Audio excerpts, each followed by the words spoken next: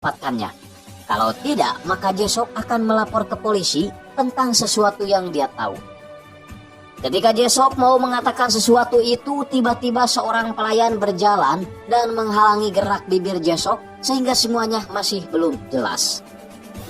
Suyeon memberitahu Min-jae kalau Jae-sok mengancam akan melapor polisi jika Suyeon tidak memberinya pesangon lebih. Dari sini terungkap kalau ternyata yang Jae-sok ketahui itu adalah ya, dari pengakuan si Jae-sok itu berarti Tuan Kim masih hidup. Tapi Min-jae terlihat pasrah dengan mengatakan kalau mungkin saja semua ini akan berakhir. Min-jae tiba-tiba teringat ketika tangannya memegang pisau di hadapan ibunya yang bersimbah darah. Kemudian ia mencuci tangan dan membakar baju yang dia pakai untuk menghilangkan barang bukti. Mungkinkah si Min-jae adalah pembunuh sebenarnya? Saya juga belum tahu ya. Yang pasti si Suyeon merasa gugup ketika Ji-hoon menelpon dan memintanya untuk bertemu. Dalam pertemuan itu Baek mencoba menyinggung apa yang dikatakan Jae-sok pada dirinya, namun si Shin-ting Ji-hoon selalu mengalihkan pembicaraan dan malah menanyakan silsilah keluarga mereka. Suyeon mengaku kalau Min-jae adalah adik tirinya, di mana ayah Min-jae menikah dengan ibunya. Suyeon percaya bahwa Min-jae bukanlah pembunuh. Jangankan membunuh orang, membunuh sirum atel saja dia tidak pernah. Suyeon malah yakin kalau ayahnya lah yang membunuh ibunya. Terkadang Suyeon dan Min-jae ingin mereka berpisah karena tak tahan melihat mereka selalu bertengkar. Suyeon berharap Ji-hoon dapat membantunya dan membuktikan kalau Min-jae tidak bersalah. Di dalam mobil Baek mengatakan kalau semua orang yang ada di rumah kejadian itu sangat mencurigakan. Kemudian Ji-hoon memerintahkan HP-nya menuju galeri Yungwon, tempat di mana Tuan Kim sering memajang lukisannya. Karena menurut Ji-hoon satu-satunya saksi dalam pembunuhan itu adalah lukisan terakhir yang dibuat Kim Chung-kil. Baek merasa kalau si Shin-ting ini sudah benar-benar gila karena menjadikan lukisan sebagai saksinya. Singkatnya Ji-hoon dan Baek menemui kurator galeri dan menanyakan lukisan terakhir yang dilukis oleh Tuan Kim. Namun Suwon mengatakan kalau lukisan itu sudah dibawa ke tempat lelang untuk dijual. Setelah Ji-hoon dan Baek pergi, Suwon kemudian menelpon Jae-yu sang jurnalis dengan panik dan mengatakan kalau mereka baru saja ke sini. Jae-yu menutup teleponnya karena ternyata Ji-hoon juga mendatangi dirinya.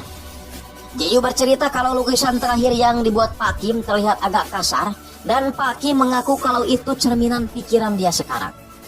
Pak Kim sangat menyukai danau, maka dari itu dia membeli rumah itu 3 tahun yang lalu karena letaknya dekat dengan danau. Di luar, Ji-hoon malah tertarik dengan 3 orang reporter sebuah acara yang konon katanya menjadi acara favoritnya sejak kecil. Dan dia ingin tampil di acara tersebut. Daripada pusing-pusing mikirin bosnya yang edan, lebih baik Baek menelpon ibunya untuk membelikannya lukisan Pak Kim sebagai hadiah ulang tahunnya. Ibunya tentu menyetujuinya karena Baek tidak pernah meminta apa-apa pada ibunya. Ji-hoon sendiri terlihat gemper atau gugup ketika diwawancarai di hadapan kamera. Karena tidak mau diejek oleh Baek, Ji-hoon dengan gaya sok coolnya mengatakan bahwa dia sengaja membatalkan wawancara karena sebagai pengacara dia tidak boleh bicara sembarangan. Malamnya Baek bersama ibunya pergi ke acara pelelangan untuk membeli lukisan Kim Chung-kil. Tawar-menawar dalam acara tersebut membuktikan kalau lukisan Kim Chung-kil itu sangatlah diminati. Ibunya Baek menawar lukisan itu sebesar 1 miliar won dan yakin tidak akan ada orang yang mau membayarnya lebih dari itu. Namun tiba-tiba semuanya buyar ketika seseorang menaikkan tawarannya menjadi 2 miliar. Ibunya sempat ingin menaikkan tawaran namun keburu dicegah oleh Baek karena itu terlalu berlebihan. Ji-hoon merasa aneh karena meskipun Min-jae dituduh sebagai pembunuh, tapi dia terlihat santai dan dia juga merasa curiga karena setiap dia menanyakan tentang lukisan terakhir, kurator Suwon dan jurnalis Jae-yu selalu tampak gugup seperti menyembunyikan sesuatu. Ji-hoon juga menemukan sebuah jejak tempat lukisan yang hilang biasa digantung. Ukuran lukisan yang tergantung di sana dan lukisan terakhir Kim Chung-kil benar-benar sama persis. Kemudian Ji-hoon mengeluarkan sebuah gambar yang menurut para ahli arkeolog, gambar danau itu sudah dilukis kira-kira 3 tahun yang lalu, sedangkan gambar pria berpayung hitam itu belum lama dilukis. Tentu saja itu membuat Ji-hoon CS aneh karena Cungkil terakhir melukis pas waktu kejadian. Jihun berpikir kalau ada yang terjadi pada lukisan asli sehingga menggantinya dengan lukisan lama yang terpajang di dinding dan hanya menampakkan pria berpayungnya saja. Dan satu-satunya orang yang bisa melukis pria berpayung itu adalah Kim Chung Il sendiri. Sementara itu Min Hyuk mendatangi Min Jae untuk menanyakan apa yang pernah dikatakan Min Jae sebelum ditangkap. Min Jae mengaku pada saat kejadian dia sempat melihat ayahnya berjalan di jalur samping belakang rumahnya dengan setelan mendakinya. Tapi Min Hyuk menunjukkan rekaman CCTV waktu itu kalau lampu penerangan di belakang rumahnya sedang rusak. Itu berarti Min Jae berbohong soal itu. Kembali ke pengacara Sinting yang membawa Baek ke hutan karena dia yakin kalau Kim Chung Kil masih hidup dan bersembunyi di hutan. Min Jae tiba-tiba meminta Min Hyuk untuk memutarkan lagu untuknya, di mana lagu itu adalah lagu yang ia dengarkan ketika dia sedang menibusa pada saat kejadian. Min Jae terbayang orang tuanya yang sering bertengkar dan kakak tirinya yang terus-terusan menangis. Jihun dan Baek tiba di danau yang menjadi objek lukisan terakhir Kim Chung Kil. Jihun pun memfoto danau itu untuk keperluan penyelidikan. Setelah diizinkan mendengarkan musik, akhirnya Min Jae memberikan Min Hyuk hadiah berupa pengakuan kalau dirinya adalah pembunuh ibunya. Min Hyuk memberikan rekaman pengakuan itu pada Hyejin yang tentu saja membuat Hyejin merasa aneh karena barang bukti pembunuhannya beserta jasad Kim Chung Kil belum ditemukan. Jihun kemudian mencocokkan foto danau yang baru saja difotonya dengan foto danau terdahulu yang agak sedikit berbeda.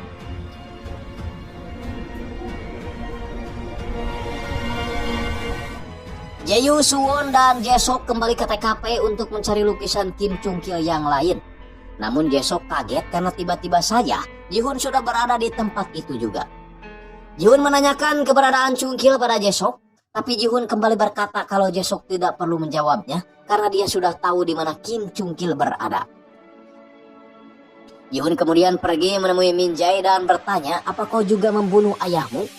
Selain itu, Jihun juga bertanya mengenai lukisan yang telah dirubah dan Jihun yakin kalau yang merubah lukisan itu adalah Min Jae. Karena merasa tersudut, Min Jae akhirnya bercerita kalau dia terpaksa menutup lukisan itu dengan pria berpayung hitam karena ada sesuatu yang harus ditutupi. Pada saat acara ulang tahun itu sebenarnya ayahnya tidak pernah benar-benar ada. Kemudian ibunya menamparnya karena Min Jae melanggar perjanjian dengan tidak mau sekolah ke luar negeri.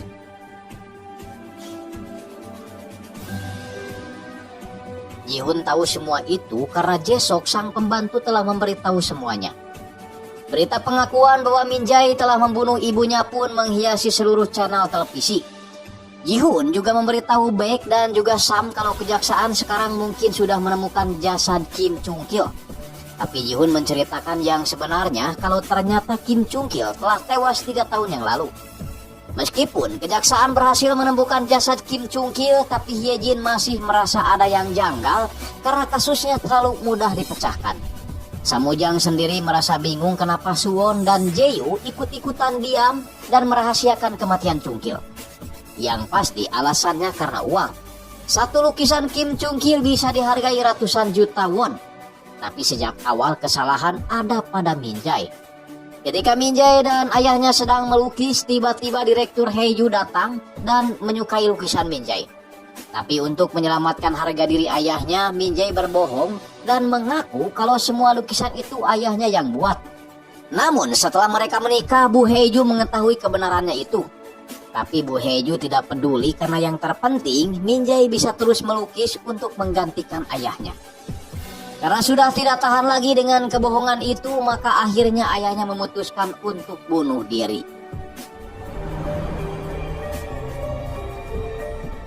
Sekarang Jihun dihadapkan pada dua pilihan, mempersiapkan pembelaan untuk Min Jae agar Min Jae mendapat keringanan hukuman, atau mundur menjadi pengacaranya. Namun sepertinya si Galing ini punya rencana lain. Tak lama setelah itu, berita televisi mengabarkan kalau Min Jae telah memberitahu di mana pisau yang digunakan membunuh itu disimpan. Dia juga menulis surat yang isinya bahwa dia akan mempertanggungjawabkan semua perbuatannya. Keesokan harinya, acara reka ulang pembunuhan dilakukan, tapi masalahnya Jihun belum juga datang, padahal hari ini sangat penting. Ketika Minjai mulai memasuki ruang studio, dia merasa kaget karena tiba-tiba lukisan itu sudah berada di sana.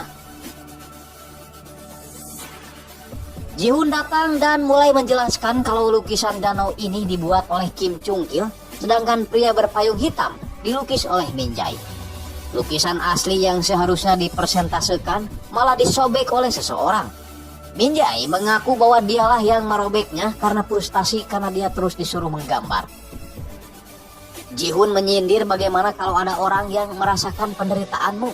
Minjai terdiam tak berkata. Ji-hun juga menjelaskan kalau waktu itu ada orang lain yang bersama korban, yaitu Suyon. Suyon yang merasa tak tega dengan adiknya yang terus disuruh melukis akhirnya merobek lukisan itu. Ibunya berusaha mencegahnya, namun Suyon malah gak sengaja menikamnya. Suyon yang sudah mengakui semuanya pada Ji-hun memanggil Minjai dengan wajah yang sedih. Ji-hun lanjut menjelaskan ketika Minjai baru pulang dari aboknya, dia menyaksikan kakaknya ketakutan, lalu ia berusaha menenangkan kakaknya dan memiliki ide untuk menuduhkan pembunuhan itu pada ayahnya. Tapi Minjai sadar bahwa itu tak mungkin dilakukan, sehingga dia memutuskan untuk menjadi pembunuhnya. Minjai juga menyingkirkan lukisan yang robek itu karena takut ada tetesan darah Suyon di lukisan itu, sehingga dia mengganti lukisan itu dengan menambahkan gambar pria berpayung hitam sebagai ciri khasnya. Minjai sempat mengelak, namun Ji-hun berkata, apa kau akan mengulangi kesalahan yang sama? Kebohongan yang Minjai lakukan demi ayahnya membuat ayahnya tidak bahagia, dan apakah Minjai juga ingin membuat Suyon merasakan hal yang sama seperti ayahnya? Seketika Minjai tertunduk dan menyesali perbuatannya.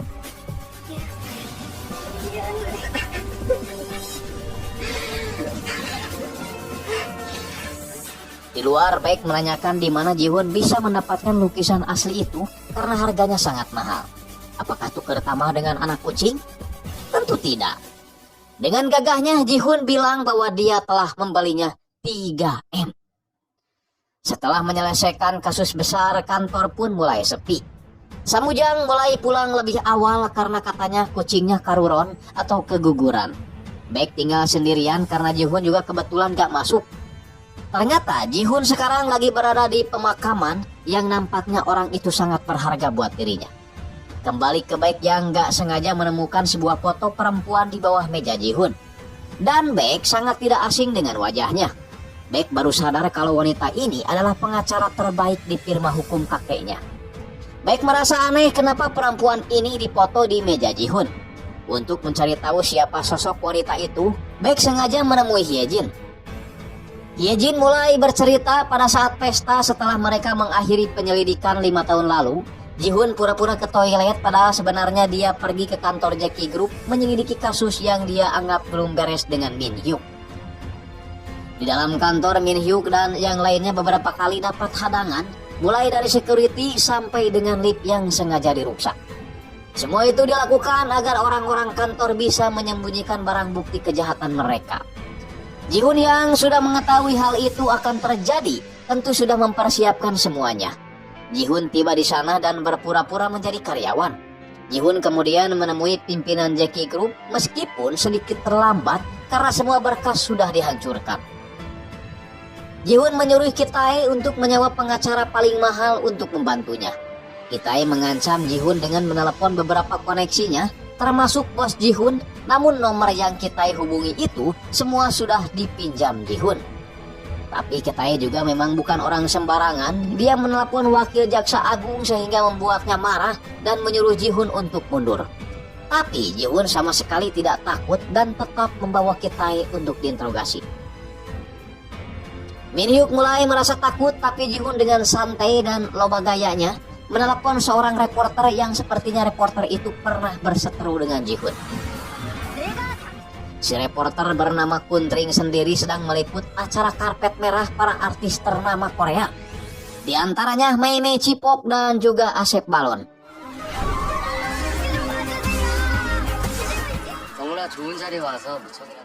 Kuntring merasa terganggu karena Ji-hun terus-terusan meneleponnya. Ji-hun berjanji akan mengembalikan si Kuntring ke divisi berita lokal jika si Kuntring meliputnya. Ketika turun, Ji-hun langsung mengacungkan tangannya ke kamera berikut Kitae dan juga Min Hyuk yang tentu saja akan menjadi berita hangat di surat kabar. Karena kasusnya sudah sampai ke publik, maka sulit buat kejaksaan untuk menarik kembali kasus ini yang tentu saja membuat atasan Ji-hoon marah. Ji-hoon mengaku tidak tahu apa-apa karena Min Hyuk yang memberi surat perintah kepadanya. Tentu saja bosnya itu tidak akan berani memarahi Min Hyuk karena ayah Min Hyuk adalah senior dari bosnya itu. Pintar sekali ya si Barkokok ini. Ketika di WC sedang nyebrengkeun leho, si Sinting didatangi oleh seorang wanita dan si wanita ini mengapresiasi semua yang telah dilakukan oleh si Sinting. Menurutnya Kitae memang pantas dihukum dan dipenjara. Dia berharap si Sinting ini bisa melakukannya karena penjahat seperti Kitae akan menyewa pengacara mahal. Singkat cerita, sidang pun dimulai. Min Hyuk sudah merasa gugup karena firma hukum yang akan mereka lawan adalah firma hukum baik di mana ayahnya bekerja di sana. Ji-hoon juga melihat wanita yang kemarin menemuinya. Ternyata dia adalah pengacara terdakwa. Selesai sidang, Ji-hoon menemui perempuan bernama Joyong itu dan bertanya apa dirinya sedang dipermainkan. Joyong lalu mengajak Ji-hoon ke suatu tempat sambil nyusu. Joyong menjelaskan kalau perkataannya di toilet memang sungguh-sungguh. Dia ingin penjahat seperti Kitae dihukum dengan layak. Namun sayangnya dia adalah seorang pengacara yang harus tetap membela kliennya meskipun kliennya itu adalah seorang bangsat hayam. Dia berharap Ji-hoon bisa mengalahkannya meskipun itu akan sulit. Mereka pun sepakat yang kalah harus mentraktir yang menang. Dan itulah awal kedekatan Ji-hoon dengan Joyong. Di tempat lain, direktur Jackie Group bernama Yang Sanggu tepugu-pugu ingin bunuh diri. Sebelum bunuh diri, Sanggu terlihat menelepon seseorang dengan mengatakan bahwa seseorang itu harus menepati janjinya jika dia bunuh diri. Di kantor firma hukum baik terlihat para pengacara sangat penasaran dengan latar belakang Ji-hoon yang dianggap telah membuat onar itu. Ketika SMA, Ji-hoon tinggal bersama ibunya di Prancis. Namun setelah ibunya meninggal, dia kembali ke Korea dan tidak punya kerabat satupun di Korea. Satu-satunya cara untuk menyelamatkan Kitae adalah melimpahkan semua kasusnya pada Sanggu dengan menggelapkan uang dan kabur. Sonjon menelepon wakil jaksa agung dan menyuruhnya agar penyelidikan Kitae dibuat secara tertulis tanpa harus dia selalu hadir, yang tentu saja ditolak oleh Ji-hoon. Istri Sanggu memberikan sebuah rekaman percakapan suaminya sebelum dia dikabarkan menghilang. Dan itu mungkin akan jadi barang bukti berharga apalagi Hyejin memberikan Ji-hoon kesempatan untuk menginterogasi Kitae meskipun hanya satu kali. Joyong menyuruh Kitae untuk tidak bicara sembarangan selain yang sudah dilatihkan. Joyong juga mewanti-wanti agar tidak ada rahasia yang disembunyikan antara Kitae dengan dirinya karena itu bisa membuat Joyong kesulitan membelanya. Dalam interogasi itu, Kitae menyuruh Ji-hoon untuk mengejar Sanggu karena dialah yang menggelapkan serta membawa kabur dana taktis itu. Tapi, Ji-hoon memancing Kitae dengan mengatakan kenapa kau membunuh Sanggu, meskipun pertanyaan itu kembali ditariknya. Tapi pertanyaan itu berhasil membuat Kitae terpancing untuk terus ngebacot tentang kematian Sanggu. Hal itu membuat Joyong kagum dengan kecerdikan si Galing dan sebenarnya dari sana dia sudah mengakui kekalahan. Ji-hoon kemudian mengeluarkan sebuah rekening milik istri Sanggu dan memperlihatkan ada kiriman uang 500 juta won atas nama dirinya. Kitae mengaku mengirim uang itu karena kasihan melihat keluarga yang ditinggalkan. Tentu saja itu menjadi pengakuan yang enteng dijawab oleh Ji-hoon. Mana mungkin seseorang yang peduli akan menyuruh orang lain untuk lompat dari gedung atau gantung diri. Kitae pun bengong berasa kecentar geluduk di siang bolong karena Ji-hoon mengetahui semuanya. Lalu Kitae teringat ketika terakhir kali dia bertemu dengan Sanggu yang berjanji akan mengurus keluarga Sanggu dengan baik jika Sanggu mau bunuh diri dan membawa kasus dana taktis itu dalam kematiannya. Joyong merasa kecewa karena Kitae tidak jujur sebelumnya kepadanya. Tiba-tiba suara rekaman itu diputar Ji-hoon dan membuat Kitae ketakutan, apalagi Joyong mengatakan kalau itu sama saja dengan pembunuhan. Ternyata sebenarnya Sanggu tidak jadi mati karena pada saat kejadian Ji-hoon keburu datang menghentikannya. Jun mengatakan kalau sekarang kita akan lebih senang mendengar Sanggu hidup daripada tewas. 오히려 반가워요, 그보다. 네, 홍조해야죠. Ketika kita ditangkap atas kasus penyeruhan pembunuhan, tiba-tiba Sanggu datang yang tentu saja membuat kita senang karena dia tidak jadi didakwa sebagai pembunuh. Sanggu tidak